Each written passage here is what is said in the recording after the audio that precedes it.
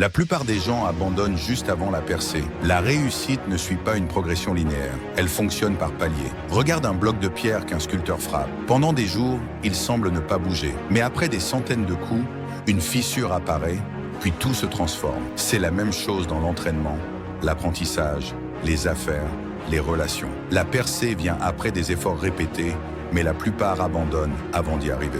Comme l'a dit Thomas Edison, beaucoup d'échecs viennent de ceux qui n'ont pas réalisé à quel point ils étaient proches du succès. Si tu ressens l'envie d'abandonner, c'est probablement parce que tu es plus proche que tu ne le crois. Les faibles cherchent des excuses. Les forts cherchent des solutions. Chaque jour, tu as deux choix. Trouver une excuse pour abandonner ou trouver une raison pour continuer. Regarde l'histoire des plus grands hommes. Michael Jordan a été exclu de son équipe de basket au lycée. J.K. Rowling a essuyé des dizaines de refus avant que Harry Potter ne voie le jour. Steve Jobs s'est fait virer de sa propre entreprise avant de revenir et de créer l'iPhone. Tous auraient pu arrêter.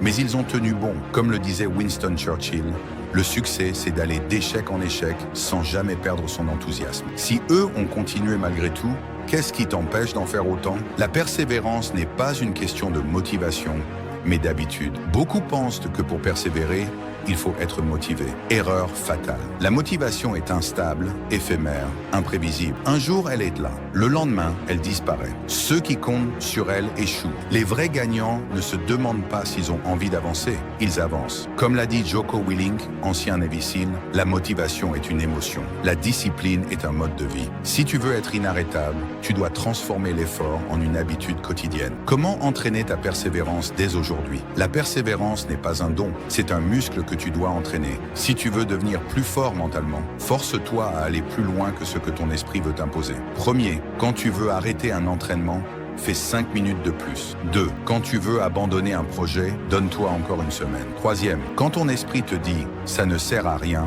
ignore-le et continue. Chaque jour où tu repousses tes limites, tu deviens plus puissant que la veille. Ce qui fait la différence entre ceux qui réussissent et ceux qui échouent, ce n'est pas le talent, c'est la persévérance. Les faibles cherchent la facilité, les forts tiennent bon. Ne sois pas de ceux qui abandonnent trop tôt. Développe l'habitude d'aller jusqu'au bout. Prouve-toi à toi-même que tu es capable de résister là où les autres s'effondrent. Dis-moi en commentaire, quel défi refuses-tu d'abandonner? Tout le monde veut réussir, mais pourquoi si peu y arrivent? Parce que la plupart abandonnent avant même d'avoir une chance de gagner. Ils commencent un projet, une discipline, un entraînement, et au premier obstacle, ils lâchent aux reprises. Ils ne comprennent pas que la vraie différence entre ceux qui échouent et ceux qui réussissent, ce n'est pas l'intelligence, ni le talent. C'est la capacité à tenir, encore et encore. La persévérance est l'arme ultime des gagnants. Sans elle, tu es condamné à rester dans l'ombre.